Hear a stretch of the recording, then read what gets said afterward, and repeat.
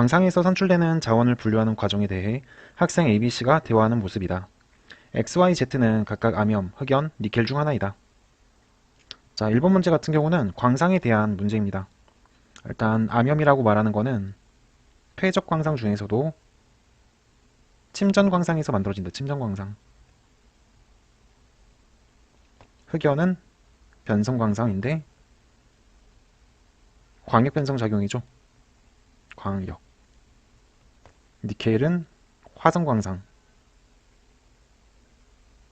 정마그마 광상에서 만들어집니다. 자, 그림 볼게요. 자, 금속 광물 자원인가? 이게 X는 니켈이 되겠고, 열과 압력에 의해 변성되어 생성되었는가? 열과 압력에 의해서 성질 변화 암석, 광역 변성 작용을 받아서 만들어진 흑연이 되겠습니다. 아닌 게 암염이 되겠죠. 학생 A 볼게요. X는 니켈이야. 맞고. 압력은 기억에 해당합니다. Z는 퇴적 광상에서 산출돼. 그렇죠? 그 중에서도 이제 침전 광상이다. 정답은 5번 되겠습니다. 자, 2번 문제.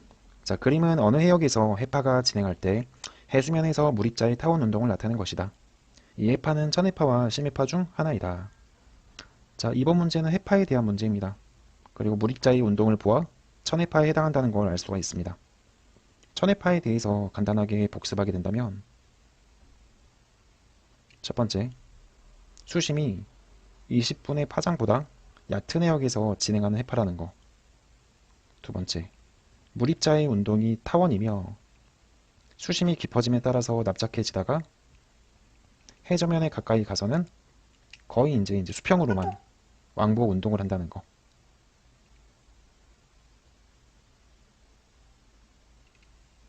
천해파의 속도 V는 루트 GH로서 수심이 깊을수록 천해파의 속도는 빠릅니다. 즉, 수심의 제곱근에 비례한다고도 말할 수가 있겠죠. 기억할게요. 자, 천해파의 진행 방향은 서에서 동쪽입니다. 서에서 동쪽 맞고, 속도는 파장의 제곱근이 아니고 수심의 제곱근에 비례합니다. 디귿.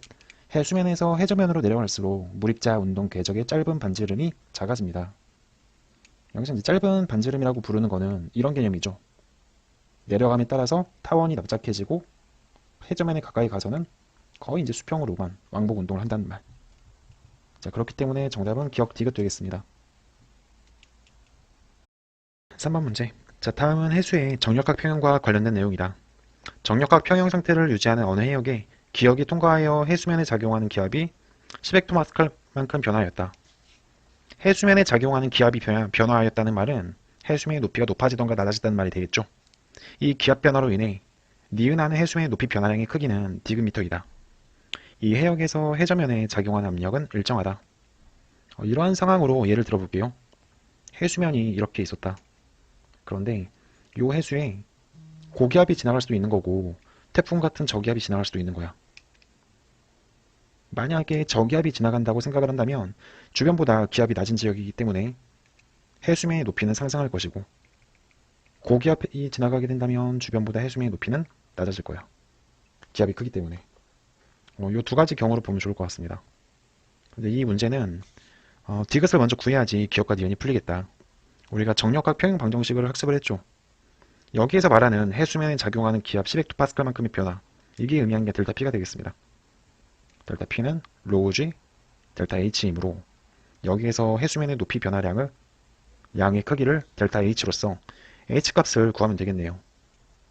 자, 그러면 델타 P가 얼마인가요? 현재 10헥토파스칼이라고 문제에 나와 있네요. 그리고 해수의 밀도가 1000 kg per 세제곱미터 곱하기 중력 가속도 G 10m per sec 제곱 곱하기 델타 H. 자, 계산하려고 보았더니 지금 단위가 맞지가 않죠. 좌변에는 헥토파스칼, 우변에는 가속도가 이렇게 나와 있는데 질량 가속도. 단위를 맞춰주기 위해 가지고 헥토파스칼을 뉴턴 퍼 제곱미터로 바꿔주면 되겠죠. 1헥토파스칼을 100파스칼이라고 부릅니다. 그럼 10헥토파스칼이라고 부르는 것은 1000파스칼이라고 말할 수 있겠죠. 1000파스칼은 1000 뉴턴 퍼 제곱미터입니다. 자, 그렇기 때문에 단위 맞춰주고 이 두 개를 다시 날려버릴게요. 이렇게 가지고 오면 약분 되죠? 예, 약분합시다. 1000 없애고 킬로그램 미터 퍼 세크 제곱을 뉴턴하고 없애줄 수가 있고, 미터 제곱 없애고 다 없애고 여기 세개 두 개 없애고, 그러면 델타 H는 요거 미터 하나 넘겨야 되니까 10하고, 그러면 델타 H는 0.1 미터가 되겠습니다. 0.1 미터. 이 0.1만큼의 높이 변화가 디귿이 되겠습니다. 그럼 디귿 값이 0.1인 거 살리면 1번하고 3번, 5번 날아가겠고, 니은이 지금 둘 다 상승이거든요. 상승. 해수면이 상승하기 위해서는 저기압이 지나가야겠죠. 자, 따라서 정답은 2번이 되겠습니다. 따라서 저기압이 통과하여 해수면에 작용하는 기압이 10헥토파스칼만큼 변화했다. 이 기압 변화로 인해 상승하는 해수면의 높이 변화량의 크기는 0.1m이다 라고 보는 게 적합하겠죠. 정답은 2번. 4번 문제. 자, 다음은 어느 지진에 대한 지진 관측 자료를 이용하여 진앙의 위치를 구하는 탐구 활동의 일부이다. 아마 이 문제를 보신 분들은 이게 이제 이번 연도 22년 7월 학력 평가에서 9번 문제인가가 요거랑 똑같은 탐구 활동 문제가 나왔었습니다. 그거 생각해서 시간이 좀 걸리지 않을까라고 생각을 했는데, 막상 문제를 풀어보니까 굉장히 빠르게 풀리는 쉬운 문제이다 라고 보시면 좋을 것 같아요. 자, 탐구 과정 읽어볼게요. 자, 관측소 ABC의 지진 관측 자료로부터 각 관측소의 PSC를 구한다. PSC를 구한다. 자, PSC 간단하게 구한다면 S파 도착 시간에서 P파 도착 시간을 빼면 되는 거기 때문에 A에서의 PSC는 53에서 48을 빼니까 5초가 되겠고, B는 7초, C는 9초로 이제 구할 수 있겠네요. 자, 다음 과정 볼게요. 각 관측소의 PSC로부터 기억을 구한다. 아마 기억이 진원거리가 아닐까라고 판단할 수가 있겠고, 다 20km를 1cm로 하여 각 기억을 환산한다. 주어진 세 관측소를 중심으로 각 관측소에 해당하는 환산값을 반지름으로 하여 원 1, 2, 3을 그린다. 이 환산값을 반경으로 하는 원을 그린다는 것 자체가 기억에 해당하는 게 진원거리라는 말이 되겠죠.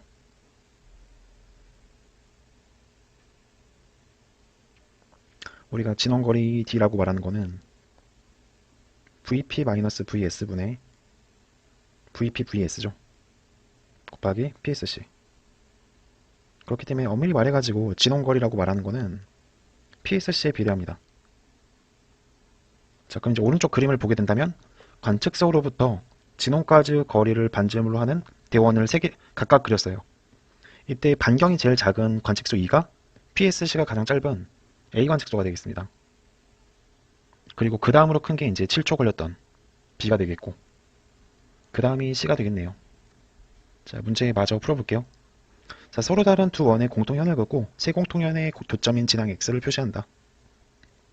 자, 진앙의 위치를 찾았네요. 여기 X. 기억할게요.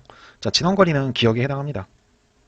관측소 A에 해당하는 원은 2이다. 맞고, 이 지진은 진원과 진앙이 일치하지 않습니다. 이것도 이제 좀 한 가지 팁을 드린다면, 관측소에서 진원까지 거리를 반지름으로 하는 대원을 그렸잖아요. A, B, C 관측소 전부 다. 그리고 진앙의 위치도 찾았고, 일단 거리가 다르죠. 다른데 내가 지금 이제 색칠한 요 부위, 요 교집합, 세 원의 교집합인 부위가 좁으면 좁을수록 진원과 진앙의 거리가 가깝다는 거 생각해 주면 좋을 것 같아요. 만약 이 교집합이 나타나지 않을 정도로 거의 겹쳐 있는 것 같다 싶으면 진원과 진앙의 위치가 일치한다고 보는 것도 좀 무방하다고 보면 좋을 것 같아요. 자, 그렇기 때문에 정답은 기억 니은이다. 3번. 자, 5번 문제. 그림은 생성 시기가 서로 다른 화성암 ABC의 분포를 나타낸 것이다. 화성암은 마그마 기원의 암석으로서 화산암과 침성암으로 구분이 되죠. 자, 그림을 보았더니 라지 A 대보화강암이 되겠고요. 대보 조산운동에 의해서 관입한 화강암, B가 불국사 화강암이 되겠습니다. 불국사 화강암. C 제주도 울릉도 독도는 신생대의 화산암이 되겠습니다. 사실 5번 문제 같은 경우는 매년 나오는 문제이고 지층과 화강암 그리고 지각 변동들 간의 선후 관계를 묻는 문제가 제일 많이 묻는 유형이라고 보면 좋을 것 같아요. 기억할게요. A를 생성한 조산 운동으로 조선 노충근이 변형이 됩니다. 중생대 지각 변동에 의해 가지고 고성대 지층이 변형이 되는 거기 때문에. 니은 신생대의 화산암인 C는 대보화강암보다 나중에 생성이 되었습니다. A와 B는 주로 화강암류이다. 관이밤이죠. 정답은 5번 되겠습니다. 6번 문제. 그림은 어느 계절의 해명기와 분포를 나타내는 것이다. 이 계절은 북반구 여름철과 겨울철 중 하나이다. 자, 그림에 두 가지 특징이 보이네요. 첫 번째, ITCG, 그러니까 열대의 수렴대가 상대적으로 북쪽으로 올라와 있다. 자, 두 번째, 우리나라 찾은 다음에 시베리아를 보게 되면 시베리아 쪽에 저기압이 분포하고 있죠. 만약에 시베리아에 고기압이 분포하고 있다면 현재 북반구는 겨울철이 되어야 돼요. 하지만 저기압이 분포하고 있기 때문에 여름철이 되겠습니다. 따라서 현재 북반구는 여름철이다. 자, 기억할게요. 자, 북반구 여름철이다. 맞고, 니은 북태평양 고기압 A는 지속시간 규모가 수일 이내이다. 자, 참고로 북태평양 고기압 A라고 하는 놈은 대기 대순환에 의한 하강기류로 만들어집니다. 그렇기 때문에 지구 규모의 순환이라고 보시는 게 적합하겠고요. 시간 규모는 수일 이내가 아니고 1년 대부분입니다. 1년 중 거의 대부분.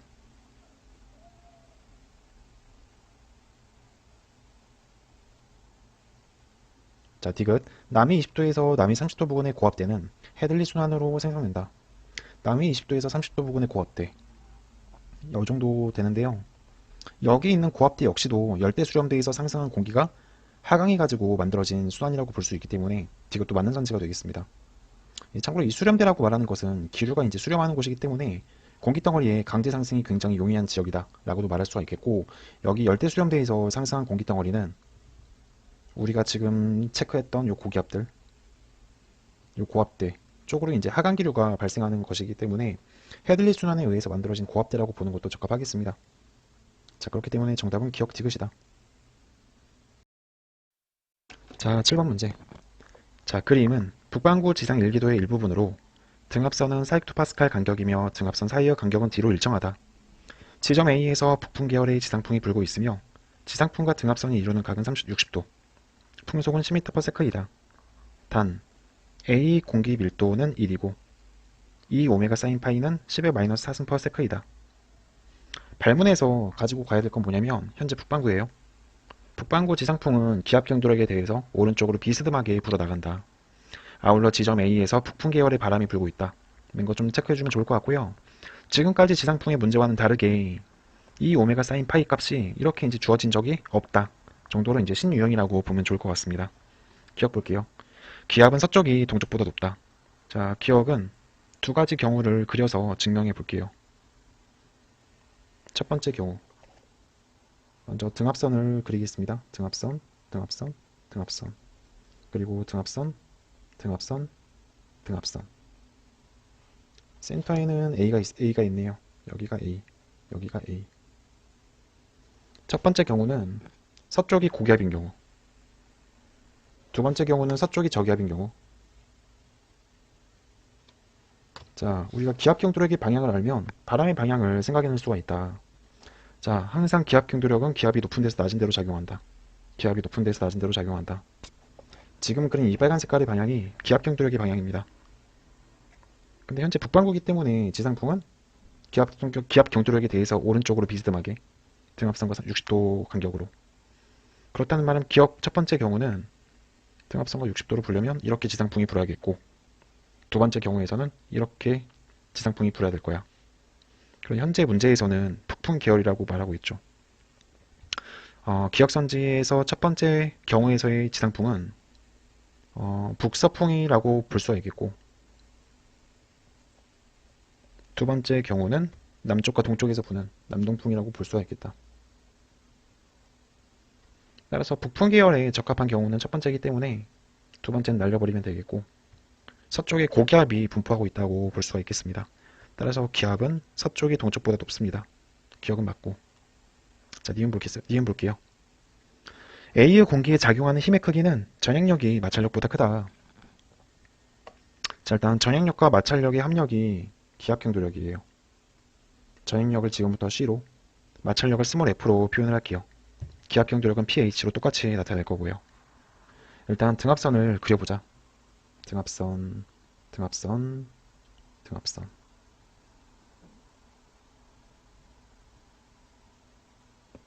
그림이 예쁘지 않지만 그냥 볼게요. 그래서 서쪽에 고기압이 위치한다는 거 알아냈죠. 센터가 A가 되겠고, 그러면 기압경도력의 방향을 바로 나타낼 수가 있겠다.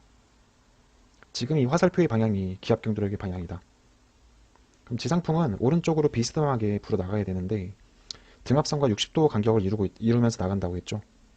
등압선과 60도 간격을 이루면서 나가려면 이렇게 불어야지 한 60도 정도 될 거야.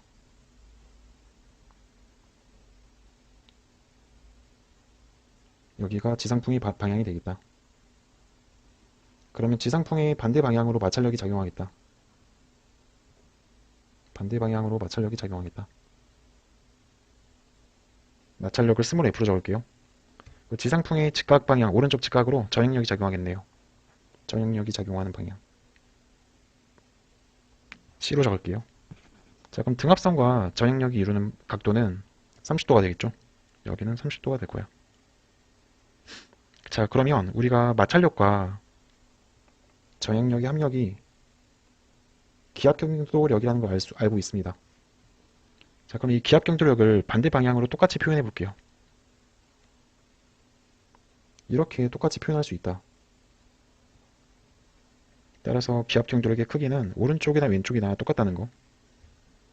자, 그리고 이 기압경도력에 대해서 벡터 분해한 것이 마찰력과 전행력이기 때문에, 자, 마찰력과 전행력. 화살표의 길이를 좀 더 길게 그려야겠네요. 이따가 지우겠습니다. 이렇게 내리긋고 전행력의 힘과 크기와 방향, 이렇게 내리긋고 마찰력의 크기와 방향. 자, 이렇게 그렸는데 니은선지가 뭐냐면 A 공기에 작용하는 힘의 크기는 전행력과 마찰력을 비교하라고 했거든요. 자, 얼추 보더라도 화살표의 길이가 마찰력이 훨씬 더 깁니다. 마찰력 다시 그릴게요. 마찰력이 더 커요. 이렇게 나타날 수 있으니까. 이렇게 이제 화살표의 길이 가지고도 생각해 볼 수가 있겠고, 여기는 60도. 자, 그리고 여기가 60도기 때문에 우리가 이 마찰력이라고 말하는 거, 마찰력은 똑같이 기압경도력을 이용해가지고 비교하는 게 좀 더 쉽게 와닿을 것 같습니다. 기압경도력 곱하기 사인 60도라고 말할 수가 있겠고, 전행력이라고 말하는 거는 기압경도력에다가 코사인 60도만큼을 곱해주면 된다고 볼 수가 있겠다. 사인 60도는 2분의 루트 3이죠. 코사인 60도는 2분의 1이야.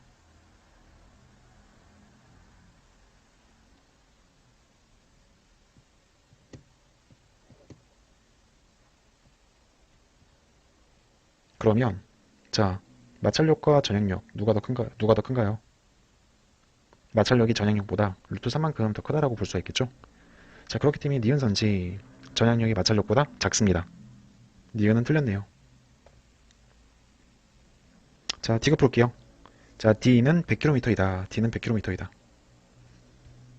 자, D를 구하기 위해서 우리는 2번식을 이용할 건데, 루트 3이 껴있는 마찰력보다는 전향력식을 이용하는 게 좀 더 깔끔하고 빠르게 해결할 수 있겠네요. 요걸 이용해 보자. 요 식을 다시 한번 좀 이해한다면, 전향력이 기압경도력의 절반이라고 생각할 수도 있겠지만, 바꿔서 표현하면 기압경도력은 전향력의 2배라고도 표현할 수 있겠죠.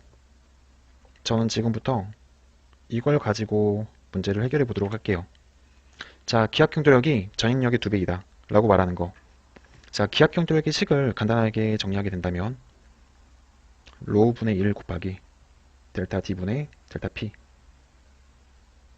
이거는 2 곱하기 전향력, 이렇게 표현할 수가 있겠죠. 단순 대입하게 된다면 좀 지저분해질 것 같은데 지우고 다시 할게요.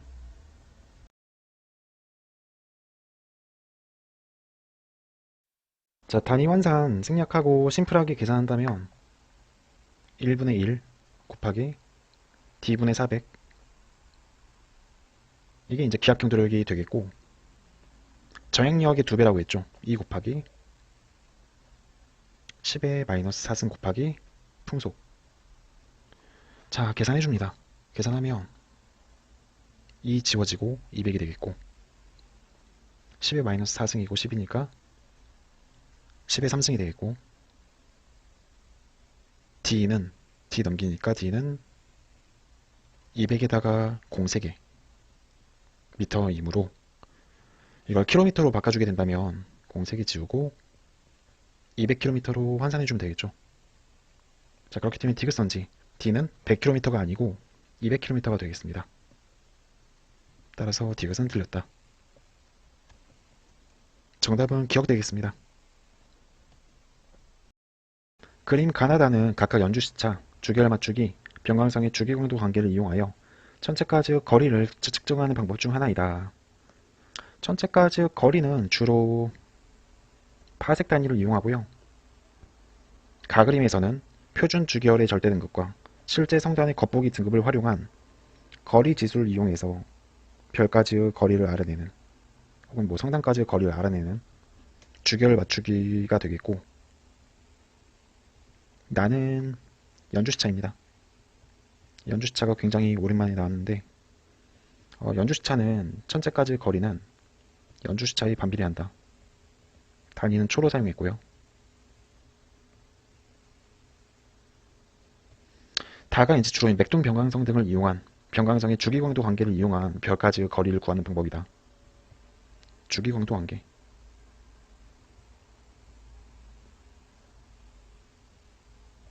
자, 기억할게요. 자, 가의 기억은 거리지수입니다. 니은 지구 공전을 활용하는 방법은 연주시차입니다. 디귿 측정할 수 있는 최대 거리는 다가 나보다 큽니다. 통상 연주시차는 주로 태양 둘레까지 100파색 이내의 거리에 있는 천체들을 까지의 거리를 구할 때는 연주시차를 이용하지만, 그보다 이제 먼 거리에 있는 천체까지의 거리는 알아보기 어려워요. 워낙 멀기 때문에.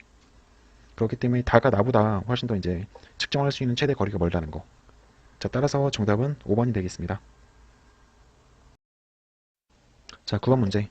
그림은 태양계 가상의 소행성 ABC의 공전 궤도상 위치를 나타낸 것이다. A는 타원궤도, B와 C는 각각 원궤도로 공전하며 공전 궤도는 동일 표면상에 있다. 자, 옳은 것을 고르기 전에 발문에서 중요한 내용을 점검하자면, 태양계 가상의 소행성이라는 거, 케플러 법칙 적용되겠죠? 그리고 A는 타원궤도라는 말이고, B와 C는 원궤도로 공전하고 있다. 기억할게요.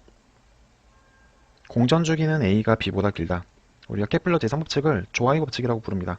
즉, 공전 주기의 제곱은 궤도 장반경 세제곱에 비례한다 라고 이제 우리가 알고 있죠.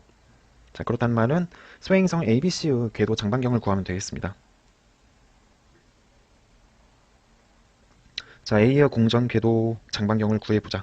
그러면 태양에서부터 A까지의 거리가 원일점이 되겠고, 원일점은 15AU, 반대쪽이 근일점이 되겠고, 근일점은 5AU. 두 개 더하면 지름이 20이 되겠고, 반지름이 10이 되겠죠. 따라서 A 소행성의 궤도 장반경은 10이 되겠습니다. 10AU. 자, 이번엔 B를 구할 건데, BC는 원궤도 운동을 하고 있어요. 즉, 태양에서 B까지의 거리 자체가 바로 이제 궤도 장반경이라고 볼 수가 있는 거가 되겠고, 그 거리는 10AU라고 볼 수가 있네요. 소행성 C의 공전궤도 반지름을 알아보자. 공전궤도 반지름은 태양에서 C까지의 거리가 궤도 장반경이 될 겁니다. 그럼 5 더하기 5 더하기 10을 하면 20AU가 되겠다. 자, 문제에서는 지금 소행성 A와 B의 공전 주기를 묻고 있는데, A, B의 지금 궤도 장반경이 똑같습니다. 궤도 장반경이 동일하다는 말 자체가 공전 주기도 같다는 말이 되겠죠. 그렇기 때문에 기억선지는 틀린 선지가 되겠네요. 기억선지는 틀린 선지가 되겠다. 니은 소행성 A의 공전 궤도 20률은 0.5이다. 우리가 20률이라고 부르는 것은 공전 궤도의 찌그러진 정도를 20률이라고 부릅니다. 근데 20률이 0.5냐고 묻고 있는데, 요 20률이라고 말하는 거, 궤도 장반경 분의 초점거리를 통해 가지고 구할 수 있다. 자, A 수행성의 궤도 장반경이 10이었습니다. 그럼 초점거리를 구하면 26 바로 나오겠네요. 자, 장반경이 10이었습니다. 10. 근일점이 5였어요. 장반경에서 5를 빼면 그게 바로 초점거리가 되겠죠. 초점거리는 얼마인가요? 5AU가 되겠다. 자, 따라서 A에다가 궤도 장반경에다가 10을 대입하고 초점거리에다가 5를 대입하게 되면 26은 10분의 5가 된다. 즉 0.5라고 볼 수가 있겠네요. 따라서 니은선지는 맞는 말이 되겠고, 디귿. 공전속도는 B가 CO 루트 2배이다. 여기서 이제 우리가 체크해야 될 부분은 뭐냐면, 지금 B하고 C는 원궤도로 운동하고 있는 거죠. 원궤도 운동. 원궤도 운동이라고 말하는 것 자체가 소행성 BC가 받는 만유인력의 크기가 R분의 MV 제곱이라는 말입니다. 소행성 BC가 받는 만유인력의 크기가 R분의 MV 제곱이다. 이거 자체가 이제 만유인력이기 때문에 만유인력은 R 제곱분의 GMM. 자, R 약분하면 그리고 GM이라고 말하는 것은 만유인력 상수죠. 이렇게 이제 속력으로 우리가 생각하게 된다면 공전 속도는 V제곱은 상수 빼게 되면 거리 반비례한다고도 표현할 수 있겠고, V는 거리가 제곱근에 반비례한다고도 말할 수가 있겠죠. 그렇다는 말은 속도를 비교하기 위해서는 먼저 거리를 알고 있어야 됩니다. 자, B와 C의 거리의 관계를 보았더니 어차피 이거는 등속 원운동을 하는 놈이기 때문에 B의 장반경이 10이었어요. C의 장반경이 20이었어. 거리 B는 얼마가 되죠? 1대 2가 되겠죠.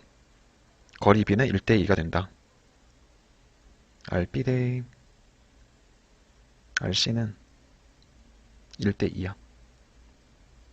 자, 거리의 B가 1대 2라는 말 자체가 속도 B로 따지게 된다면 어떻게 될까요? V로 따지게 된다면 VB 대 VC는 1대 루트 2분의 1이 되겠죠. 자, 그렇기 때문에 공전 속도는 B가 C보다 루트 2배만큼 루트 2배라고 보는 게 적합하겠습니다. 따라서 디귿선지도 맞는 말이 되겠다. 정답은 니은 디귿이다. 자, 10번 문제. 그림은 지층 ABC가 분포하는 어느 지역의 지질도이다. 자, 이번 연도 6월 모평의 15번 문제에서도 지질도 문제를 내면서 이렇게 주양과 경사를 기호로 나타내줬습니다. 하지만 이제 디귿선지처럼 단층을 묻는 문제는 이번 연도에는 평가원에서 나오지가 않았죠. 굉장히 오랜만에 나오는 유형이다. 단층 유형은. 그렇게 접근하시면 좋을 것 같고 기억할게요. 자, A층의 경사 방향은 남서쪽이다.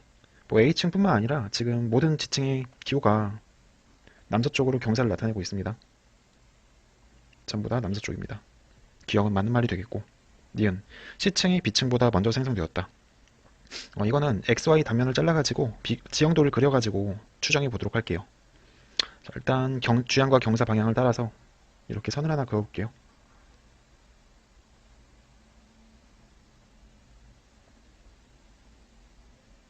X, Y. 오른쪽에 똑같이 지형을 그리겠습니다. 대략적인 지표면을 그리고 왼쪽이 X, 오른쪽이 Y, 북쪽. 그리고 Y쪽으로 감에 따라서 등고선의 고도가 높아지고 있죠. 이런 식으로 표현해 줄 거고요. XY 단면에 가운데 진한 실선이 보이죠. 이 진한 실선이 단층선이 되겠습니다. 자, 단층선의 위치를 찾는다면 이 위치가 대략적으로 한 이 정도라고 생각해 볼 수가 있겠고, 단층의 경사를 이제 찾아봐야겠죠. 좀 깔끔하게 볼 수 있는 데가 뭐 230m 주양선과 220m 주양선이 있는데 220m 주양선을 연결해 볼게요. 등고선과 단층선이 만나는 교점. 여기와 반대쪽 220m, 그리고 210m, 210m, 210m. 자, 단층선의 경사 역시도 남서쪽이라는 걸 알아낼 수가 있습니다. 자, 이걸 통해서 지형도에서의 단층의 경사 방향도 이렇게 나타낼 수가 있겠네요. 자, 여기까지 구했으면 이제 ABC의 퇴적 순서를 알아보도록 할게요. 자, ABC의 퇴적 순서를 보게 된다면 생각했던 것처럼 C가 먼저 쌓였고 그 다음에 이제 B가 쌓이고 그 다음에 C가 퇴적되었다는 것을 알 수가 있겠네요.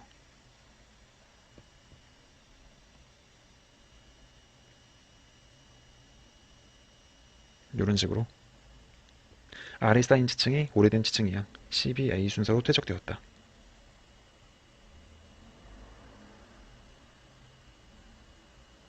자, 따라서 니은 선지 C층이 B층보다 먼저 생성되었다는 것은 맞는 선지가 되겠네요.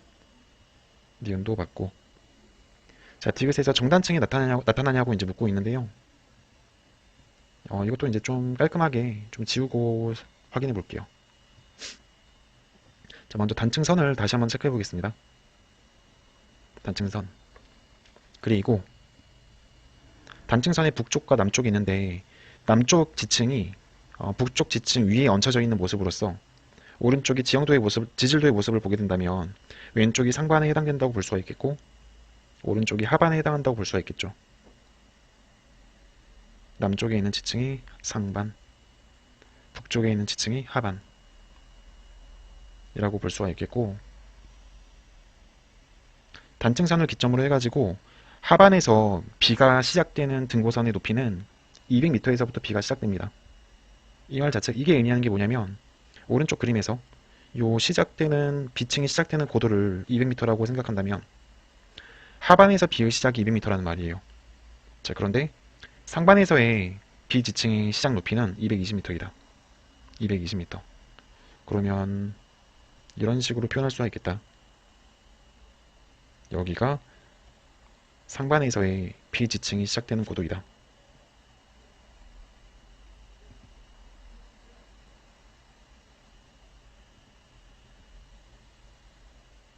자, 또한 반대쪽도 보게 된다면 반대쪽에서 지층 경계선과 등고선이 만나는 교점 대략 하반과 상반이 있는데 하반의 입장에서는 그러니까 위쪽에 있는 지층의 입장에서는 여기 한 160m에서부터 시작된다고 볼 수 있겠죠.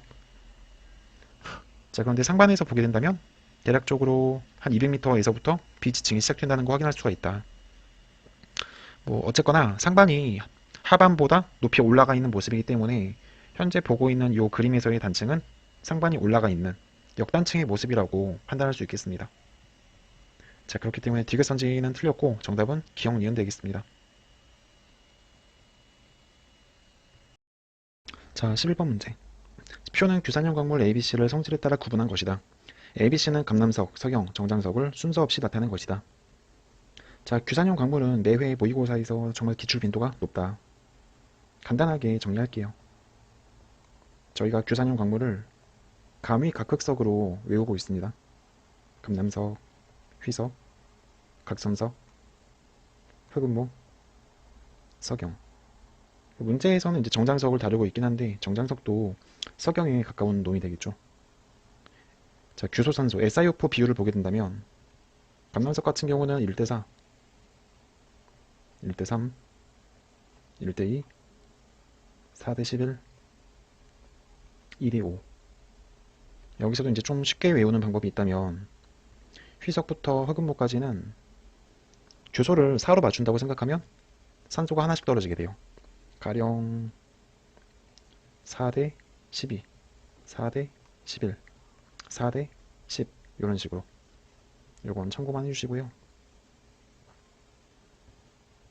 감남석과 석영은 특정 방향으로 쪼개지지 않고 깨진다는 특성이 있습니다. 즉 쪼개짐이 없는 거죠. 감남석과 석영은. 아울러서 감남석은 독립형 구조입니다. 독립형 구조. 휘석은 단사슬 구조. 각섬석은 복사슬 구조. 흑음모는 판상 구조. 석영은 망상 구조. 그물망 같은. 자, 이번엔 공유산소에 대해서 말씀을 드려볼 건데 뭐 감남석 같은 경우는 공유산소가 없죠. 공유산소가 없어요. 이 감남석 같은 경우는 산소가 아닌 다른 양이온들과 결합해가지고 중성을 이루게 됩니다. 뭐 주로 마그네슘 같은 양이온들이요. 휘석은 공유산소 수가 1개, 각섬석은 2개에서 3개, 흑음모 3개, 석영은 4개가 됩니다. 따라서 감남석에서 석영으로 갈수록 그 구조는 점차적으로 복잡해진다고 보면 좋을 것 같고 그렇기 때문에 풍화에 강하다는 특성이 있다.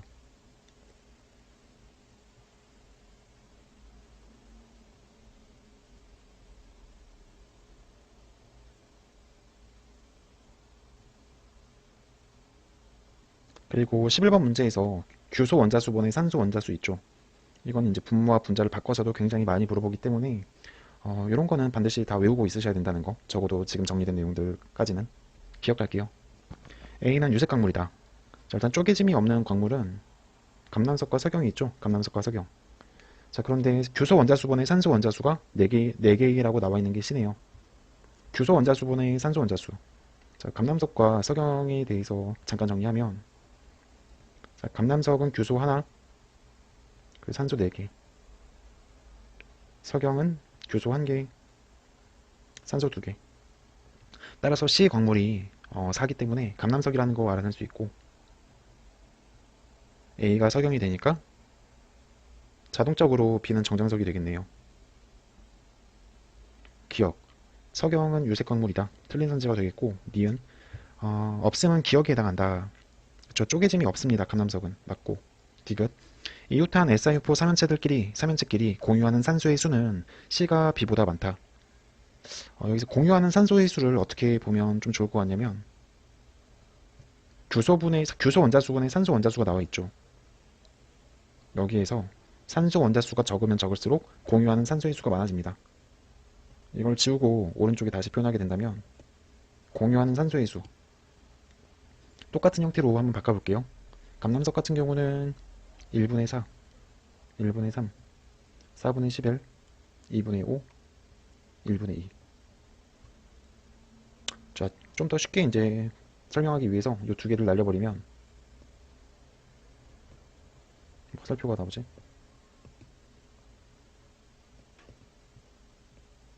두 개를 날려버리면, 공유하는 산소수가 아니고, 산소 원자수가 감남석은 4개, 휘석은 3개, 석영은 2개죠.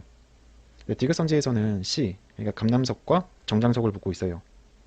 자, 감남석은 1분의 4예요. 1분의 4. 정장석이 3분의 8이죠. 자, 산소 원자수는 누가 더 많나요? 감남석이 분모를 3으로 맞추면 3분의 12가 되죠. 산소의 개수가 많으면 많을수록 공유하는 산소의 수는 적어집니다. 자, 그렇기 때문에 공유하는 산소의 수는 C가 B보다 적은 거가 되겠죠. 그렇기 때문에 정답은 니은 되겠습니다. 자, 12번 문제. 표에 가와 나는 서로 다른 두 암석 박현을 평광현미경의 재물대를 회전하면서 관찰하는 과정이다. 가와 나는 각각 직교 니콜 상태와 기방 니콜 상태 중 하나이다. 자, 그림을 보았더니 가 그림이 나 그림보다 밝네요. 이걸 통해서 알 수 있는 것은 가가 개방 니콜, 나가 직교 니콜로 관찰한 모습이다. 기억할게요. 다색성을 관찰하는 과정은 가에 해당합니다. 밝게 보이죠? 니은 직교 니콜 상태로 관찰하는 것은 나이다. 맞고. 디귿. A는 광학적 이방체이다. 자, 만약에 A가 광학적 등방체가 된다면 완전 소광이 나타나야 되기 때문에 이렇게 밝은색으로 보일 수가 없어요. 왼쪽 그림에서. 그렇기 때문에 지금 보고 있는 A는 광학적 이방체라고 보는 게 적합하겠습니다. 자, 따라서 정답은 5번. 자, 13번 문제. 그림은 지역류 평형 상태인 북반구 어느 해역 상층부의 수온 수평 분포를 나타낸 것이고 하층부에서 유속은 0이다. 자, 지금까지 나온 지역류의 문제와는 다른 새로운 유형의 문제가 이번 수능에 출제가 되었다. 아울러 지금 보고 있는 지역류 문제 같은 경우는 방위 표시가 있잖아요. 위에서 내려다본 모습이라고 보면 좋을 것 같아요. 기억할게요. A에서 지역류의 방향은 기억이다. 자, A에서 지역류의 방향을 묻고 있습니다. 우리가 지역류의 방향을 알아내기 위해서는 수학경들에게 방향을 알고 있어야 되거든요. 가령 여기서부터 여기까지 선을 하나 그어볼게요. 그러면 왼쪽과 오른쪽, 그냥 동쪽과 서쪽에서 온도 차이가 발생하죠. 가령 왼쪽에서는 11도인데 오른쪽에서는 뭐 7.5도야. 온도 차이가 발생합니다. 즉, 온도 차이에 의해서 해수의 밀도 차이가 발생하고 밀도 차이는 곧 해수면의 경사 차이를 유발한다는 거.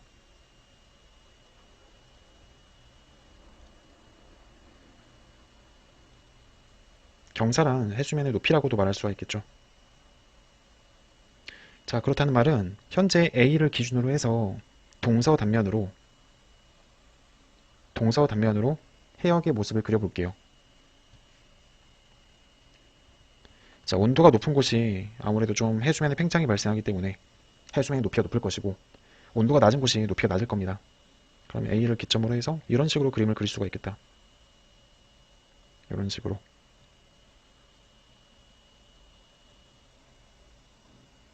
하층구에서 유속은 0이기 때문에 내려갈수록 경사 기울기가 작아지는 모습.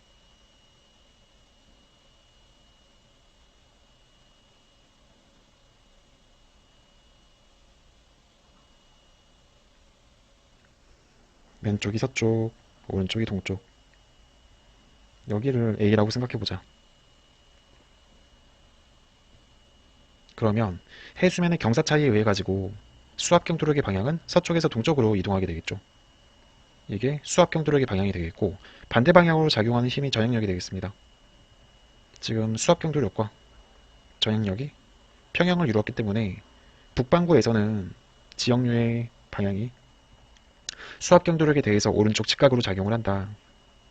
따라서 이 그림에서의 지역류의 방향은 남쪽이 되겠습니다. 자, 기억. A에서 지역류의 방향은 남쪽이므로 니은이 되겠죠. 니은. 해수면의 높이는 A가 B보다 높다. A가 B보다 온도가 높기 때문에 A에서 해수면의 높이가 높습니다. 맞고, 디귿. 해수에 작용하는 전향력의 크기는 A가 B보다 크다. 자, 지금 전향력의 크기를 묻고 있습니다. 전향력의 크기. 이 문제는 현재 지역류 평형 상태인 북반구예요. 자, 지역류 평형이라고 말하는 거는 전향력과 수압경도력이 평형을 이룬 상태를 말합니다.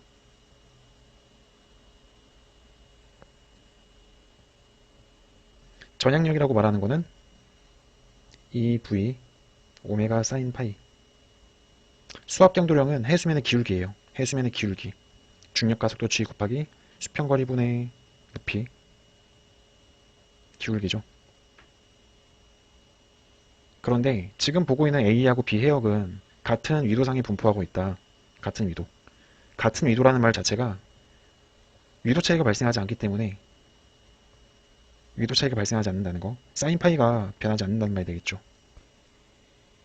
자전각 속도도 변하지 않을 것이고, 지역류의 유속이라고 말하는 것은 엄밀히 해수면의 경사와 관련이 있는 거기 때문에 수평 수압경도력이 커짐에 따라 가지고 전향력이 커질 거라고요.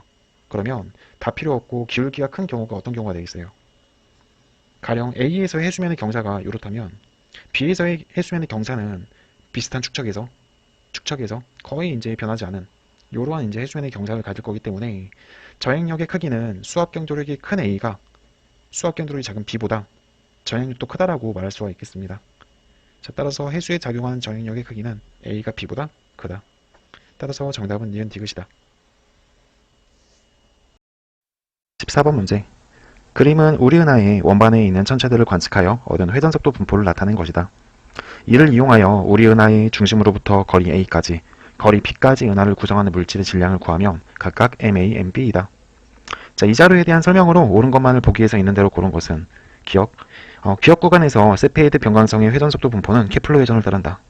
자, 기억의 범위가 여기거든요. 여기에서 세페이드 변광성의 회전속도 분포. 세페이드 변광성은 요 지난 점에 산포도를 보게 되면 이게 이제 세페이드 변광성의 산포도예요. 통상 강체 회전이 되기 위해서는 속도 경향성이 증가해야 되고 케플러 회전이 되기 위해서는 속도 분포가 멀어질수록 감소하는 경향을 보여야 되는데 여기에서 산포도는 거의 회전 속도가 일정하다는 걸 나타내고 있죠. 자, 그렇기 때문에 케플러 회전이 아니라고 보는 게 적합하겠고, 니은 MP는 3MA보다 크다. MP가 3MA보다 크다. 자, A까지 거리가 1입니다. 1 kpc, B가 3 kpc. 회전 속도는 A는 약 220, B는 약 200. 자, 그러면 은하의 중심의 질량을 라지 M이라고 했을 때 거리가 1만큼 떨어져 있는 A가 있고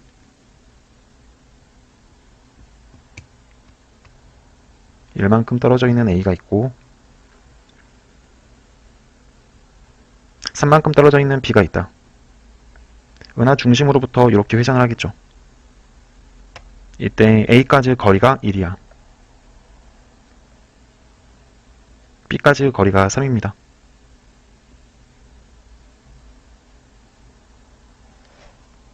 자, 그럼 A와 B를 비교할 건데 여기서는 은하 중심으로부터 A까지 B까지의 은하의 총 질량을 비교하는 거기 때문에 엄밀히 말해서 만유인력이라고 말하는 것 자체가 해당 거리까지 있는 은하를 구성하는 물질이 회전하는 과정에서 빠져나가려는 원심력이라고 말할 수 있기 때문에 요걸 가지고 이제 은하의 질량 m을 추론하게 된다면 G분의 RV 제곱이라고 말할 수 있다. 자, 그러면 이제 A까지의 거리를 알고 있기 때문에 MA는 거리가 1 곱하기 회전 속도가 220. 그리고 이제 MB는 산만큼 거리가 떨어져 있고 회전 속도는 200km/s. 자, 계산하면 220의 제곱 48,400이죠. 48,400. 200의 제곱은 4만이니까 12만. 여기까지 구했는데 MB가 3mm보다 크냐는 입장이기 때문에 MB는 12만, 3mm는 145,200. MB는 3mm보다 작은 값이 되겠죠. 니은은 틀렸고 디귿. 회전 속도로 추정한 우리 은하의 질량은 우리 은하 내에서 빛을 내는 천체들의 총 질량보다 크다. 이 회전 속도로 추정을 했을 때 지금 케플러 회전이 아니잖아요.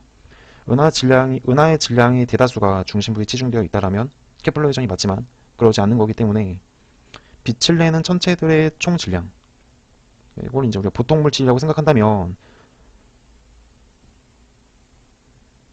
우리 은하의 질량은 우리 은하 내에서 보통 물질보다도 더 크다고 생각해 볼 수가 있겠죠. 암흑 물질이 포함된 질량으로 생각이 되기 때문에 그렇기 때문에 정답은 D가 되겠습니다. 2번. 자, 15번 문제. 개인적으로 요 15번 문제 같은 경우는 디귿 선지에서 기온 빼기 있을 점의 감률, 요 선지 때문에 좀 많이 당황스럽지 않았을까 라고 개인적으로 생각을 해봅니다. 자, 어렵지 않은 문제니까 같이 풀어볼게요. 자, 그림 가와 나는 각각 공기덩어리 A와 B가 높이 H인 같은 산을 단열 상태에서 넘는 모습을 나타낸 것이다. 가와 나에서 각각 고도 HA와 HB부터 산의 정상 H까지 구름이 형성이 된다. T,T와 T',T'은 각각 산을 넘기 전과 후의 고도 0km에서 기온, 있을 점을 나타낸 것이다. TA와 TB가 같고 HB가 HA보다 크고 응결된 수증기는 모두 강수로 내렸다. 개인적으로 이 문제에서 가장 중요한 단서가 마지막에 나와 있는 요거입니다. 요거에 대해서 간단하게 이제 말씀을 드려본다면 라지 TA는 불포화 상태, 지상에 있는 불포화 공기의 기온을 말하는 거고 라지 TB도 나에서의 지상에 있는 불포화 공기의 기온을 말하는 건데 기호가 달리 나와 있지만 기온이 같은 상태라는 거, 요거 유념하셔야 됩니다. 그럼 이제 스몰 HB하고 스몰 HA는 상승 응결고도를 나타내고 있어요. 상승 응결고도. 자, 상승 응결고도의 높이를 보았더니 육안으로 보더라도 사실 가보다는 나의 상승 응결고도가 높다는 걸 판단하실 수가 있으시지만 기호로도 줬다. 자, 요거 생각해가지고 문제 같이 한번 풀어보겠습니다. 자, 기억할게요. 상승 응결고도 A가 상승 응결고도 B보다 높다. 자, 우리가 통상 상승 응결고도라고 말하는 거는 125, 기온 마이너스 있을 점 온도. 여기서 기온은 라지 T, 있을 점은 스몰 t니까 이렇게 줘볼게요. 자, 이게 의미하는 게 뭐냐면 기온 빼기 있을 점은 상승 응결고도에 비례한다는 말이야. 자, 그렇다는 말은 스몰 HA, A의 상승 응결고도와 B의 상승 응결고도 중 누구의 고도가 더 높죠? B의 상승 응결고도가 높았죠. 자, 그렇다는 말은 기온 마이너스 있을 점도 누가 더 높아야 된다는 말이 될까요? 기온 마이너스 있을 점도 당연히 요 차가 크면 클수록 상승 응결고도가 커야 되기 때문에 라지 TB가 상승 응결고가 높으므로 있을 점 온도는 낮아야 됩니다. 부호는 반대로 돼야겠죠. 자, 그렇기 때문에 기억선지 스몰 TA가 스몰 TB보다 높다. 이건 맞는 선지가 되겠습니다. 네. 자, 기억은 이렇게 이제 해결할 수가 있겠고 기억은 맞고. 자, 니은 볼게요. 자, 라지 H가 커지면 절대값 T'A-T'B는 커진다. 여기서 이제 주의할 것은 뭐냐면 라지 H가 상승 응결고도가 아니고 산의 정상의 고도예요. 산 정상의 고도, 산 정상의 고도, 산 정상의 고도를 대문자 H로 줬다.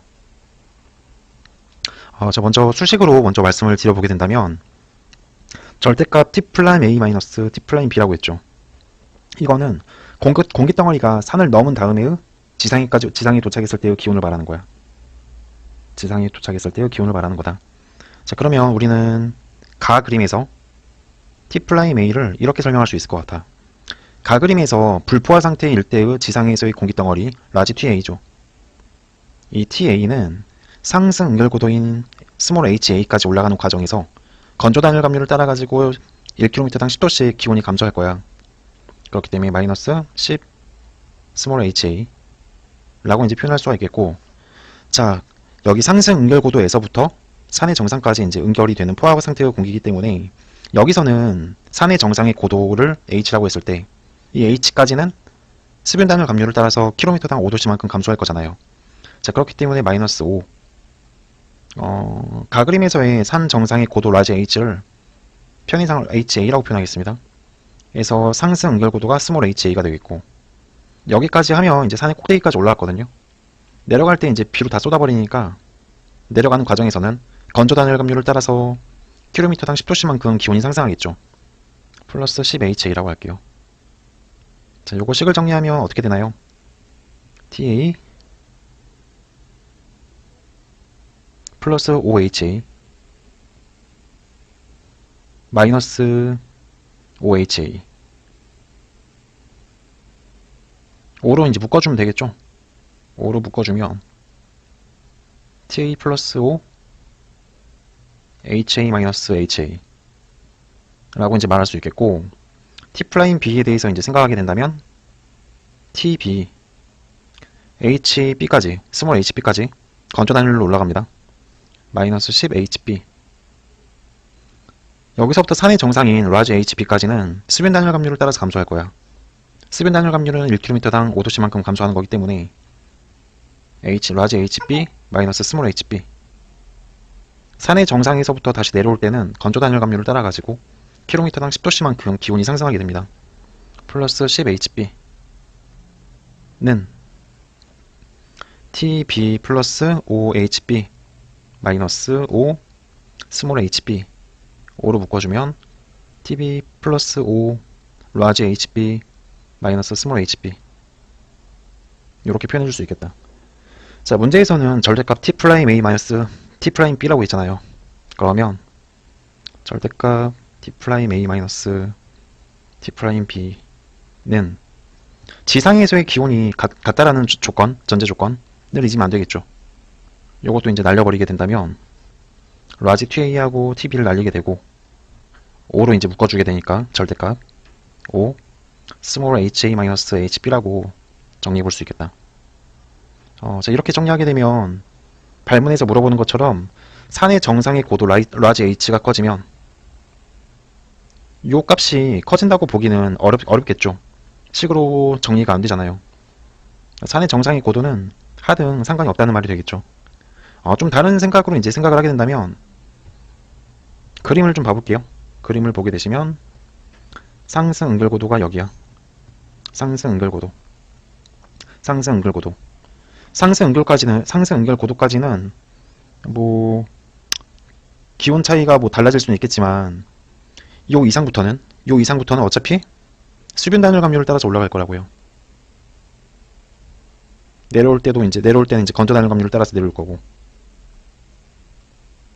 나그림에서도 마찬가지죠. 내려올 때도 이제 건조 단열 감류를 따라서 내려온다.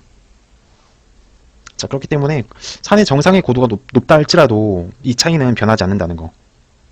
T'A하고 T'B. 니은은 이렇게 정리하면 좋을 것 같습니다. 따라서 니은은 틀린 선지가 되겠고, 디귿 볼게요. 자, 라지 A가 산의 정상까지 올라가는 동안 기온 마이너스 이슬점의 감률은 8도 10km이다. 디귿 선지 같은 경우도 간단하게 해석할게요. 간단하게. 자, 간단하게 생각해서 상승 응결고도 아래에 있는 공기덩어리는 불포화 상태의 공기가 되겠죠. 불포화 공기덩어리가 상승 응결고도까지 올라가는 과정에서는 건조 단열 감류를 따라가지고 올라가게 됩니다. 자, 이때 건조 단열 감률은 10도씩 per km예요. 이슬점 감률은 2도씩 per km예요. 이건 뭐 가그림이던 나그림이던 똑같겠죠. 불포화 공기가 상승하는 과정에서 기온은 10도씩 per km. 이슬점 온도는 2°/km. 그러니까 기온 마이너스 이슬점의 감률, 엄밀히 말하면 이제 기온 감률 마이너스 이슬점 감률을 말하는 건데, 상승 응결 고도까지는 물론 8°/km가 맞아요. 10에서 1 빼니까. 하지만 포화 상태에 이르게 된다면 상승 응결 고도를 넘어서부터는 수변 단열 감률을 따라가지고 기온이 감소하게 되겠죠. 나그림도 마찬가지가 되겠고. 그럼 기온 마이너스 이슬점의 감률은 얼마가 된가요? 여기는 0°C가 되는 거예요. 0°C. 여기도 0°C가 되는 거고요. 이제 문제를 다시 읽어보게 된다면 A가 산의 정상까지 올라가는 동안에 상승 응결 고도까지는 8°/km가 맞지만 산의 정상까지 올라가는 과정에서는 8°/km라고 보는 게 적합하지 않겠죠. 따라서 A가 상승 응결 고도까지 올라가는 동안 기온 마이너스 이슬점의 감률은 8°/km가 되는 겁니다. 자, 그렇기 때문에 정답은 기억 1번 되겠습니다. 6번 문제. 자, 그림은 우리나라에서 어느 해 춘분날 공사 시의 목성과 두 별을 관찰하여 지평좌표계 ABC로 순서 없이 나타낸 것이다. 점선과 실선은 각각 황도와 청구의 적도 중 하나이다. 자, 일단 이러한 문제를 풀 때 가장 먼저 찾으시면 좋은 게 청구의 적도입니다. 청구의 적도. 그리고 춘분날 공사시라는 힌트가 매우 중요하죠. 그리고 그림에는 ABC 천체가 있는데 하나는 목성이고 두 개는 별이라고 합니다. 특징들에 대해서 간단하게 말씀을 드린다면 목성은 황도, 태양계 행성이기 때문에 황도의 위치예요. 황도의 위치. 반면에 이제 요 두 별은 행성이 아니고 항성이죠. 얘네들은 천구상에 고정되어 있습니다. 이동하지 않아요. 자, 그리고 요 그림은 방위각과 고도로 나타낸 지평좌표계가 되겠습니다.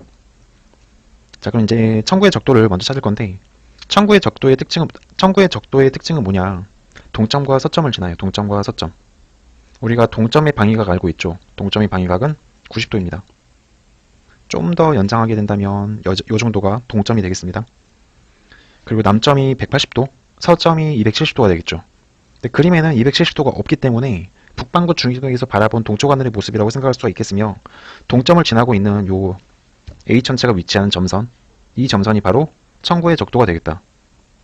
이렇게 간단하게 청구의 적도를 찾을 수가 있어요. 여기가 청구의 적도. 그럼 실선은 자동으로 황도가 되겠구나. 황도는 자연스럽게 실선. 여기가 이제 황도가 되겠고요. 황도에 위치하는 게 바로 태양계 행성이기 때문에 C천체가 바로 목성이 되겠다. 자, 여기까지 구한 다음에 이제 기억선제 볼게요. 자, 적경은 A가 B보다 크다. 적경은 A가 B보다 크다. 자, 적경에 대해서 묻고 있는데, 자, 적경이라고 말하는 거는 서쪽에서 동쪽으로 감에 따라서 증가합니다. 서에서 동쪽으로 감에 따라서 증가해요. 저희가 방금 동점을 찾았습니다. 방위가 90도인 지점이 동점이 되겠죠. 180도가 되는 지점이 남점이 될까요? 방위가 180도가 되는 지점이 남점이 될 거야. 더 가면 이제 서점이 나오겠죠. 쭉 가다 보면. 자, 그러면 이제 적경을 묻고 있기 때문에 우린 적경을 찾아야 되거든요. 이 적경선이라고 말하는 거는 지금 보는 그림에서 청구의 적도에 대해서 수직인 시간권을 그리게 된다면 그 시간권이 바로 적경선이 되겠다. 자, 그럼 동점을 지나는 시간권을 그린다면 이렇게 그릴 수 있겠고, A를 지나는 시간권, B를 지나는 시간권, C를 지나는 시간권은 좀 기울여서 그릴게요. C를 지나는 시간권. 뭐 이런 식으로 그려볼게요. 오케이, 잘 그린 것 같네요. 자, 그리고 지금 상황을 그림으로 그린다면 오른쪽에 이렇게 그려볼 수가 있겠다. 태양계에 태양이 있겠고, 태양 둘레를 지구가 공전하고 있습니다. 지구의 위치를 여기로 잡는다면 열십자 그리고 현재 상황을 따져야겠죠. 현재는 춘분날 공사시예요. 춘분날 공사시. 춘분날 태양의 적경은 0시입니다. 따라서 태양 방향이 0시가 되겠고 반시계 방향으로 6시, 12시, 18시가 될 거야. 자, 현재 상황이 춘분날 공사시기 때문에 해 뜨기 전이죠. 해 뜨기 전. 그렇다는 말은 공사시의 위치가 12, 13, 14, 15, 16. 여기가 적경이 16시가 되는 지점이 될 거라고요. 남중 고도가 되겠죠. 남중하는 적경. 그리고 이제 관측자가 이렇게 있다면 관측자가 밟고 있는 땅덩어리의 동쪽 방향. 요 방향이 적경이 22시. 여기가 90도니까. 여기가 22시가 되는 적경이 22시가 될 거예요. 자, 그렇다는 말은 어떤 말이냐. 동점의 적경이 22시라는 말이에요. 동점의 적경이 22시. 동점의 적경이 22시라는 말이고 180도의 적경선. 180도의 적경선을 그린다면 이 적경선이 바로 16시가 되겠다. 여기가 16시가 되겠습니다. 뭐 그림이 예쁘진 않지만 적경이 16시. 자, 그럼 A하고 B 중에서 동점에 가까운 천체가 적경이 크다라고 볼 수가 있겠죠. 그럼 A 천체의 위치가 여기고 B 천체의 위치가 여기니까 A, B 중에서 적경은 동점에 가까운 A가 B보다 크다라고 보는 게 적합하겠습니다. 따라서 기억선지는 이제 맞는 선지가 되겠고요. 니은. 이날 남중고도는 태양이 B보다 크다. 태양이 B보다 크다. 자, 이날 태양의 남중고도는 어떻게 생각할 수 있을까요? 춘분날이죠, 춘분날. 자, 그렇다는 말은 지금 보고 있는 요 청구의 적도, 청구의 적도가 엄밀히 말하면 태양이 일주운동의 경로라고 볼 수가 있겠습니다. 핑크색으로 그릴게요. 요 청구의 적도, 여기가 태양의 일주권이라고 볼 수 있어요. 자, 그렇다면 천구의 적도의 적 위는 몇 도인가요? 여기가 0도가 되겠죠. 0도. 그럼 천구의 적도의 아래쪽을 남반구이기 때문에 마이너스 적이라고 부를 수가 있겠고 천구의 적도의 위쪽을 북반구이기 때문에 플러스 적이라고 부를 수가 있을 거예요. 그럼 저기가 0도인 지점하고 태양하고 저기가 마이너스인 B천체하고 비교하게 된다면 남중고도는 당연히 남반구에 있는 B보다는 천구의 적도에 걸려있는 태양이 더 크겠죠. 자, 그렇기 때문에 니은 선지도 맞는 선지가 되겠고 디귿. A와 C의 방위각 차이는 기억 시기로부터 1년째 되는 날 같은 시각이 관찰한다면 기억 시기보다 크다. 뭐 기억 시기가 춘분날 공사시네요. 공사시. A와 C의 방위각 차이. 자, 디귿 선지에서 이제 우리가 간과해서는 안 되는 부분 중에 하나가 A는 별이기 때문에 천구상이 고정되어 있어요. 하지만 C는 행성이기 때문에 이동을 한다. 참고로 이제 목성의 공전 주기가 약 12년입니다. 12년. 목성의 공전 주기가 12년. 그렇단 말은 360도를 12분의 1로 곱해주니까 1년 뒤에 약 30도만큼 이동을 한다라고 생각해 볼 수가 있을 거예요. 이 상황을 간단하게 이제 그림을 그려서 표현하게 된다면 일단 태양계 중심에 태양이 있겠고 태양 둘레를 공정하고 있는 지구가 있을 거야. 현재 지구의 위치가 춘분날 공사시, 그냥 기억식이에요, 여기가. 네, 1년이 지나요. 1년이 지난다는 말은 한 바퀴 돌아서 다시 제자리로 왔다는 말이 되겠죠. 자, 지구의 입장에서, 현재 기억식의 입장에서 A 전체의 위치를 생각하게 된다면, 일단 공사시 모습을 다시 한번 그리게 된다면, 위에처럼 그림 똑같이 그릴게요. 여기 관측자 있고, 동점의 적경이 22시니까. A 전체 위치는 대략적으로 한 요정도. 요정도에 이제 A 전체가 있을 거라고 판단하면 되겠고, A는 별이자 항성이기 때문에 1년이 지나던 2년이 지나던 이 자리 그대로 똑같은 위치에 고정되어 있어요. 하지만 이제 목성이라고 하는 놈은 현재 적경이 약 한 16보단 좀 크겠죠. 16보단 좀 큰 상태이기 때문에 기억 시기일 때 목성의 위치가 대략 한 요 정도였어요. 좀 극단적으로 그린다면 요 정도.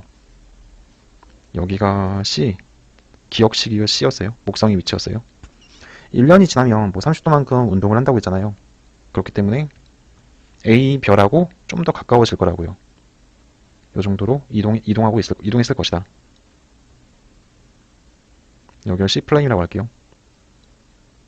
이걸 이제 왼쪽 그림으로 표현하게 된다면 A는 고정되어 있지만 목성은 시간이 지나면 아래쪽으로 내려와 있을 것이다. 뭐 대략 한 요 정도까지 내려와 있겠죠. 자, 그렇다는 말은 방위각 차이가 커지는 건가요? 작아지는 건가요?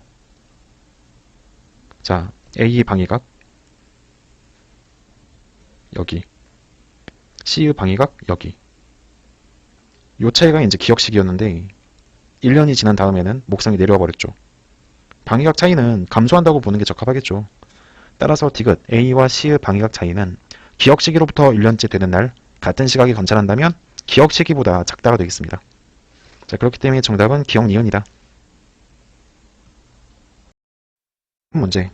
표 5는 태양을 중심으로 원궤도를 따라 공전하는 가상의 새 행성 ABC의 물리량을 나타낸 것이다. 새 행성은 공전 궤도가 동일 평면상에 있으며 공전 방향이 같다. A에서 관측한 B의 회합 주기는 S이다. 자, 발문에서 중요한 내용들을 골라본다면 태양계 가상의 행성이라는 거, 원궤도를 따라 공전한다는 거, A에서 관측한 B의 회합 주기를 S라고 한다는 거. 자, 자료 해석하겠습니다. 30일 동안의 공전 각도를 보았더니 A가 30도, B가 60도, C가 120도입니다. 원궤도는 360도이기 때문에 A 행성이 360도를 돌기 위해서는 30도씩 12번을 회전해야 되고 B는 6번, C는 3번을 회전해야 됩니다. A는 30도씩 12번을 회전하기 때문에 공전 주기가 360일이 되겠네요.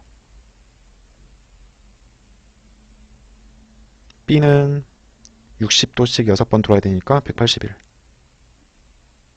C는 90일이 공전 주기가 되겠습니다. 자, 기억할게요. A의 공전 주기는 360일이 맞습니다. 니은. 자, B에서 관측한 C의 회합 주기는 ES이다. 자, 지금 발문에서 A에서 관측한 B의 회합 주기를 S라고 불렀죠. 그럼 A, B의 회합 주기를 먼저 구해보도록 합시다. A에서 B의 회합 주기. 자, A의 공전 주기가 360, B가 180.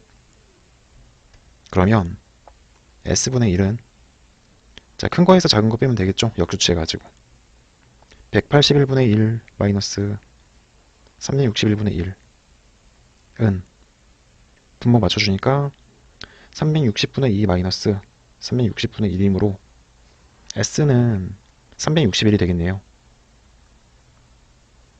S는 361. 자, B에서 관측한 C의 회합주기 보겠습니다. 회합주기를 S'으로 한다면 B가 공전 주기가 180일, C가 90일이므로 큰 거에서 작은 거 빼주면 되겠죠. 자, 90분의 1 빼기 180분의 1. 분모를 180으로 맞춰주니까 회합 주기는 180일이 되겠다.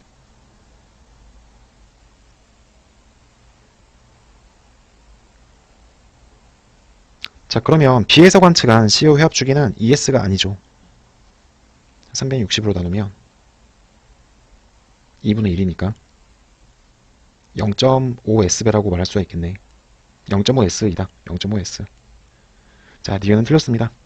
자, 띄워볼게요. 사인 세타 B는 사인 세타 C의 2배이다. 요거 같은 경우는 좀 간단한 그림을 그려서 설명할게요. 태양계이기 때문에 가운데 태양이 있겠고 공전궤도가 제일 안쪽에 있는 게 누구죠? C가 안쪽에 있고 BA 순이네요. CBA. C의 공전궤도, B의 공전궤도, A의 공전궤도. A의 위치를 여기라고 가정을 할게요. 가정이 아니고 맞는 거죠. 그리고 표에는 A에서 본 행성의 최대 이각이 나와 있습니다. B 전체를 바라봤을 B의 최대 이각이 세타 B, C의 최대 이각이 세타 C. 일단 태양과 A를 연결하고 C의 최대 이각은 파란색으로 할게요.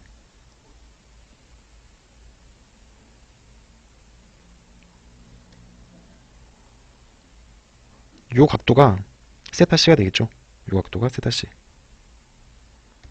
그리고 태양에서 지구까지의 거리를 라지 R이라고 할게요. 라지 R이라고 말하는 거 엄밀히 말하면 A의 공전궤도 장반경이 되겠죠.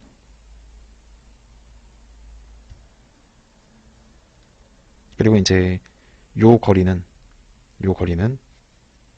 C 행성의 궤도 장반경이 되겠고, 그리고 이제 세타 C를 찾게 된다면 세타 C도 세타 B는 반대쪽으로 그리는 게 낫겠다. 반대쪽으로 그릴게요. 최대 이각. 좀 그림이 기기괴기하긴 한데 요 각도가 이제 세타 B가 되겠습니다. 세타 B. 자, 그러면 우리가 여기서 말하는 이제 사인 세타 B와 사인 세타 C는 어떻게 말할 수 있을까요? 자, 태양에서부터 C의 공전궤도 장반경이죠, 여기가. 반대쪽은 B의 공전궤도 장반경이라고 말할 수가 있겠네요. 이 그림을 가지고 이제 생각을 하게 된다면 엄밀히 말해가지고 C의 공전궤도 장반경은 R 사인 세타 C라고 말할 수 있겠고 B의 공전궤도 장반경은 R 사인 세타 B라고 말할 수 있겠다. 자, R값 지우면 이게 반지름, 궤도 장반경이 되겠죠. 궤도 장반경. 궤도 장반경이라고 말하는 거 사인 세타 B, 사인 세타 C입니다. 이걸 좀 이제 바꿔서 표현하게 된다면 지그선지에 있는 것도 B의 공전궤도 장반경, C의 공전궤도 장반경이라고 표현할 수 있겠고요. 지금 이 문제 자체가 태양계의 가상행성이거든요. 케플러 제3법칙이 성립하겠죠. 케플러 제3법칙. 자, 그러면 우리가 공전 주기를 구했습니다. A의 공전 주기가 361, B가 181, C가 90일이었어요. 궤도 장반경을 구하면 그게 이제 사인 세타가 되겠죠. 케플러 제3법칙에 의하면 P의 제곱은 A의 3승에 비례합니다. 자, 그런데 문제에서는 세타 B하고 사인 세타 C를 비교하고 있기 때문에 궤도 장반경 B, C를 비교하는 거기 때문에 주기에서도 B, C를 비교해보자. 그럼 주기 B가 1대2라는 사실을 알아낼 수 있습니다. B가 C보다 주기가 2배가 됩니다. 자, 그러면 궤도 장반경을 구할 수가 있겠죠. P의 제곱은 A의 세제곱이므로 P, B의 제곱은 A, B의 세제곱이다. 마찬가지로 P, C의 제곱은 A, C의 세제곱이다. 근데 우리가 P값을 알고 있습니다. 지금 B 대 C가 2대 1이기 때문에 PB가 2가 되겠고 PC가 1이 되겠고 요걸 제곱한 게 AB하고 AC인데 사인 세타 B는 사인 세타 C 몇 배냐고 이제 물어봤거든요. 그러면 C의 궤도 장반경은 어차피 주기가 1배이기 때문에 똑같이 1로 떨어지겠지만 B 같은 경우는 4가 A의 세제곱이 돼야 되죠. 그러면 B 전체의 궤도 장반경은 2의 3분의 2승이 되겠네요. 자, 그렇기 때문에 약 2배가 아니고 약 3배 정도 된다고 볼 수가 있겠습니다. 자, 그렇기 때문에 정답은 기억이다. 자, 그림과 원하는 언어의 평각과 복각의 분포를 순서 없이 나타낸 것이다. 자, 가그림과 나그림이 나와 있는데 가그림은 평각이죠. 평각에 대해서 다루는 그림이고 나그림은 복각입니다. 자, 기억할게요. 자, 복각의 분포는 나입니다. 니은 나침반 닫힘이 N극이 가리키는 방향. 이게 이제 자북이 되겠죠. 자북과 진북 방향을 비교하는 거기 때문에 자, 진북 방향이 이루는 각의 크기는 A 지점이 B 지점보다 크다. 이것도 이제 평각에 대해서 묻는 문제거든요. 자, A 지점을 보았더니 마이너스 10에서 마이너스 24이니까 대략 마이너스 15. B는 0입니다. 이 크기는 절대값으로 보셔야 되는 거기 때문에 A가 B보다 큽니다. 자, 그렇기 때문에 니은은 맞는 선지가 되겠고 디귿 전자기력분의 수평자기력은 B 지점이 A 지점보다 크다. 자, 나그림을 보았더니 B는 현재 자기적도에 있네요. 자기적도. 자기적도에 있기 때문에 여기서의 수평자기력의 크기 자체가 곧 전자기력이 되겠죠. 반면에 A 같은 경우는 복각이 약 40도 정도 되고 있고요. 요거는 자기적도에 있는 B 지점이 A 지점보다 클 수밖에 없는 거가 되겠죠. 따라서 정답은 니은 디귿 되겠습니다. 네, 19번 문제 보겠습니다. 자, 그림은 북반구에서 지표와 상층 600헥토파스칼 등하면 사이 공기의 평균 밀도 로우가 1.05인 초기의 대기를 나타낸 것이다. 이후 기억 시기에 지점 A 부근은 가열되고 C 부근은 냉각되어 평균 밀도가 각각 1과 1.1이 되었다. A와 C 사이 상공에서 600헥토파스칼 저항면 기울기는 일정하고 600헥토파스칼 등압면 상에서 지균풍이 분다. A와 C 사이 거리는 2000km이다. 기억 시기에 대한 설명으로 옳은 것만을 있는 대로 고른 것은 지상기압은 1000, 그리고 대기는 정력각 평형, 중력가 속도와 코리올리 인자가 제시되어 있습니다. 좀 고려할 게 많죠? 몇 가지만 좀 정리하고 이제 문제 푼다면 기억 시기에 대해서 이제 푸는 문제고요. 600헥토파스칼 등압면 P 지점에서의 평균 밀도는 1.05입니다. A에서는 가열되었기 때문에 1이 되었어요. C에서는 냉각되었기 때문에 1.1이 되었다. 자, 그렇다는 말 자체가 가열된 부근은 부풀어 오르기 때문에 등압면이 올라가겠고 냉각된 부위는 등압면이 내려가겠죠. 등압면의 기울기는 이러한 양상을 보이게 될 거다. 그리고 현재가 북반구라는 거 기억할게요. 자, 비의상공 600헥토파스칼 저압면상에서 동풍 계열의 바람이 분다. 자, 600헥토파스칼 상공에서는 현재 경사가 동쪽으로 기울어져 있잖아요. 자, 동쪽으로 기울어져 있기 때문에 기압 경도력이 오른쪽으로 작용하고 있다고요. 이 방향으로 이제 기압 경도력이 작용하잖아요. 그러면 북반구에서 지균풍은 기압 경도력에 대해서 오른쪽 직각 방향으로 작용을 한다 라고 생각할 수가 있겠죠. 자, 그럼 기억. 자, 비의상공 600헥토파스칼 저압면상에서 동풍 계열의 바람이 분다. 바람은 항상 불어오는 곳을 읽어줘야 되기 때문에 동풍이 아니고 서풍 계열의 바람이 분다고 보는 게 적합하겠습니다. 따라서 기억 선지는 틀렸고요. 니은 볼게요. A에서 단위 면적의 지표로부터 600헥토파스칼 등압면까지 연직으로 세워진 공기기둥의 질량은 4000kg/제곱미터이다. 지금 단위 면적당 질량을 묻고 있네요. 자, 니은. 우리 단위 면적당 질량이라고 말하는 거. 질량을 단위 면적으로 나눠주는 거죠. 가상의 공기기둥을 그리게 된다면 이런 식으로 지금 공기기둥을 그려볼 수 있겠습니다. 이 공기기둥. 단위 면적당 공기기둥의 무게.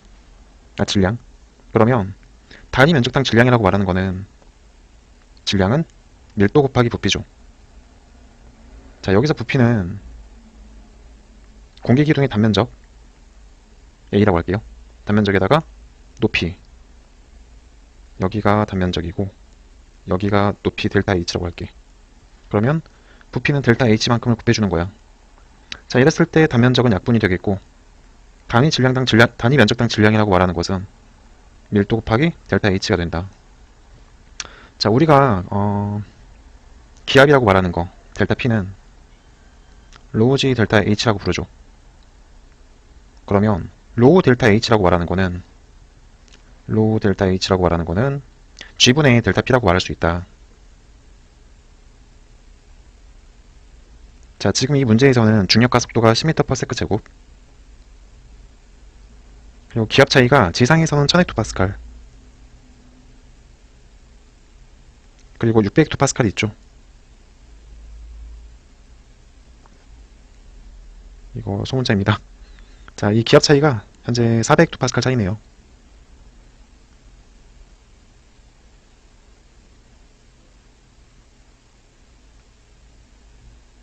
자, 그럼 다시 오른쪽으로 와서 400헥토파스칼 이렇게 적고 이제 4000인지 검증을 해야 되는데 단위가 맞지 않잖아요. 자, 그럼 단위를 교정시켜주면 되겠습니다. 우리가 400 헥토파스칼이라고 부르는 것은 헥토가 100을 의미합니다. 즉 4만 파스칼이라고 부를 수 있는 거고 4만 파스칼은 4만 뉴턴 퍼 제곱미터라고 말할 수가 있어요. 자, 뉴턴에 대해서 물론 알겠지만 간단하게 말씀드릴게요. 우리가 1뉴턴이라고 말하는 거는 1kg의 물체가 1m/s 제곱의 속력으로 1m/s로 가속하는 능력을 1m/s 제곱으로 가속하는 능력을 뉴턴이라고 부른다. 따라서 이것도 이제 뉴턴을 바꿔주게 된다면 4만 kg m/s 제곱 퍼 제곱미터가 되겠죠. 자, 요거 대입하게 되면 그대로 옮겨 써가지고 단위 면적이 중력 가속도 10m/s 제곱분에 4만 kg 미터 퍼 세크 제곱 퍼 제곱미터. 계산해주면 10 없어지고 미터 퍼 세크 집어지니까 4000 킬로그램 퍼 제곱미터네요. 자, 그렇기 때문에 니은 선지는 맞는 선지가 되겠습니다. 자, 니은은 맞고 디귿. 자, 비의상공 600헥토파스칼 드압면상에서 풍속은 20m/s보다 크다. 비의상공에서 드압면상의 풍속. 지금 이 문제는 지금풍이에요. 지금풍. 지금풍. 그림 좀 지우고 다시 확인해 볼게요. 이제 우리가 이제 검증해야 될 부분은 뭐냐면 지금풍의 공식을 이용해야겠죠. 지금풍 V는 2 오메가 사인 파이분의 1 곱하기 중력가속도 g에다가 기울기를 곱해주는 거죠. 여기서는 현재 A에서의 밀도가 기억식일 때 1이었고 C 상태일 때는 1.1이었습니다. 자, 그리고 수평거리 A와 C 사이의 거리가 2000km이다. 2000km. 라지 L이라고 할게요. L은 2000km이다. 자, 식 그대로 이제 옮겨주게 된다면 2오메가 사인 파이 이거는 10의 마이너스 4승 퍼세크가 되겠고 분의 중력가속도 g를 올릴게요. 10m/s 제곱 곱하기 기울기는 탄젠트 세타라고도 말할 수가 있겠죠. A에서 C 사이의 거리분의 델타 H니까. 그러면 수평거리가 2000km니까 2000에다가 1000을 곱해주고 분의 델타 H. 소문자로 할게요. 네, 소문자로. 요거 풀어주면 어떻게 되나요? 풀어주면 20분의 델타 H가 된다. 20분의 델타 H. 그럼 델타 H에 대해서만 이제 판단하면 되는데, 우리가 정력과 평행 방정식. 델타 P는 로우 J 델타 H였죠. 그럼 델타 H라고 말하는 거는 로우 G분의 델타 P가 되는 거예요. 그런데 우리는 델타 P 값이 400헥토파스칼이라는 걸 알고 있고 중력가속도 G도 알고 있어. 그러면 G분의 델타 P는 4000이 되겠죠. 여기까지가 이제 우리가 알고 있는 사실인데 델타 H이기 때문에 A에서의 높이에서 C에서의 높이를 빼주면 되겠죠. 델타 H는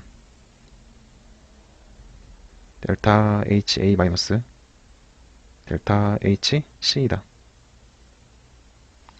자, 이 델타 값을 구하게 된다면 이런 식으로 정리할 수 있겠다. 그대로 대입해 준다면 A에서의 밀도가 1이었습니다. 그러면 1분의 4000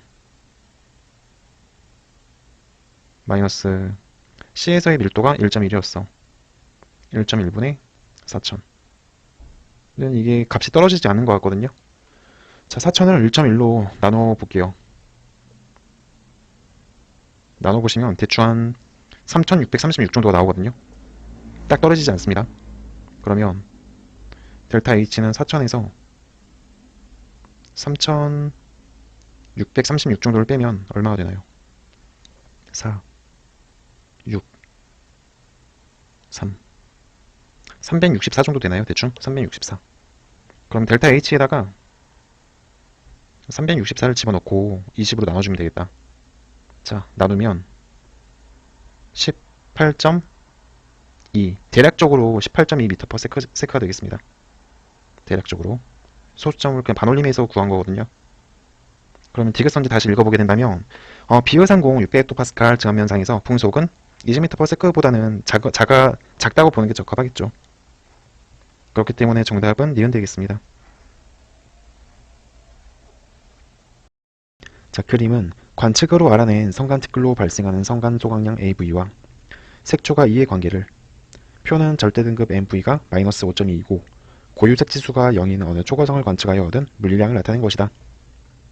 자, 특이하게 이 문제 같은 경우는 색초가와 성간 소각량에 대한 비례상수를 나타낸 그림이라고 보면 좋을 것 같습니다. 기억할게요. 색초가는 0.6이다. 저희가 이 색초가라고 말하는 거는 엄밀히 말해서 관측색지수에서 고유색지수를 빼주면 되겠죠. 고유색지수. 관측색지수가 0.6이고 고유색지수가 0이라고 했기 때문에 색초가는 0.6입니다. 따라서 기억은 맞는 말이 되겠고, 니은 관측된 밝기 분의 성간 소각 효과가 보정된 밝기. 관측된 밝기라고 말하는 거는 표에서 말하는 관측된 겉보기 등급 NV를 말하는 거고, 성간 소각 효과가 보정된 밝기라고 말하는 거는 색초과가 0.6만큼 발생을 했습니다. 그러면 성간 소각량이 2등급이죠. 자, 그렇다는 말은 관측 겉보기 등급 6.8에서 성간 소각량을 빼준 값이 되겠죠. 자, 그러니까 니은에 대해서 정리를 하자면 관측된 밝기가 6.8등급이고 성간 소각 효과가 보정된 밝기 6.8에서 2를 빼니까 4.8이 되겠죠. 4.8등급. 6.8등급과 4.8등급의 차이는 2등급 차이라고 볼 수가 있거든요. 우리가 1등급 차이를 100의 5분의 1승비라고 부릅니다. 그렇기 때문에 2등급 차이기 때문에 100의 5분의 2승비만큼의 밝기 차라고 볼 수가 있겠죠. 니은도 맞는 말이 되겠고요. 디귿. 자, 성간 소각 효과를 보정하여 구한 별까지의 거리는 2000파섹보다 가깝다. 성간 소각 효과를 보정합니다. 그러면 관측된 겉보기 등급 6.8에서 성간 소각량 2등급을 빼니까 4.8등급이 되겠죠. 자, 그러면 겉절이 해가지고 거리지수를 이용하면 되겠습니다. 4.8 마이너스 발문에 나와 있는 절대 등급 마이너스 5.2등급을 더해 빼주면 되겠죠. 마이너스 5.2는